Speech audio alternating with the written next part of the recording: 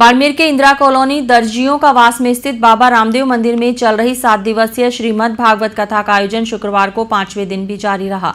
कथा के 5वें दिन कथा का वाचन करते हुए कथावाचक भागीरथ शास्त्री ने श्रीमद् भागवत कथा के कई प्रसंगों का संगीत में वाचन किया। इस दौरान श्रद्धालु भागवत कथा को मार्मिक प्रसंगों पर झूमते नाचते नजर आए। भागवत कथा के श्रवण को लेकर बड़ी संख्या में श्रद्धालु मौजूद रहे। बाड़मेर शहर के रामदेव मंदिर इंदिरा कॉलोनी में चल रही श्रीमद् भागवत कथा के 5वें दिन कथावाचक व्यास भागीरथ शास्त्री ने कृष्ण बाल लीलाओं का वर्णन किया। कथा संवाद में उन्होंने बताया कि साधु के वेश में बाल कान्हा के दर्शन की अभिलाषा लेकर शंकर भगवान दर्शन करने आते हैं और माता यशोदा से बाल गोपाल के दर्शन करवाने की इच्छा जताते हैं। बाल कान्हा के दर्शन होने पर भोलेनाथ शंखनाद से हर्ष मनाते हैं।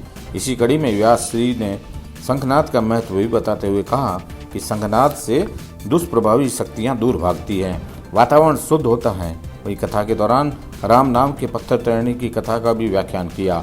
सबरी की कथा सुनाते हुए भागीरथ शास्त्री ने कहा कि सबरी एक राजा की अति सुंदर रानी थी, जिसको राजा बाहर भी नहीं जाने देते थे। इससे रानी यह समझ लेती कि उसकी सुंदरता ही उसकी दुश्मन बन गई है।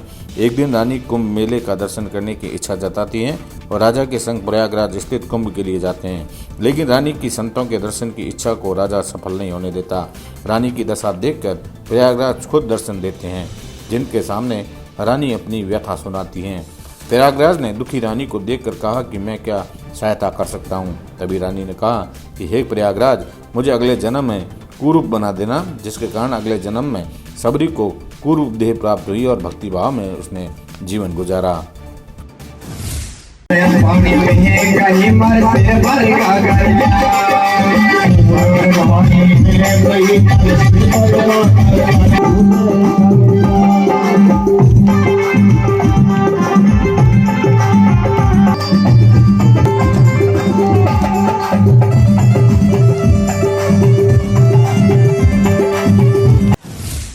इंदिरा कॉलोनी के दर्जियों का वास स्थित बाबा रामदेव मंदिर में श्रीमद् भागवत कथा के 5वें दिन बालकृष्ण लीलाओं से सुसज्जित झांकियों से श्रोताओं का मन मोह लिया।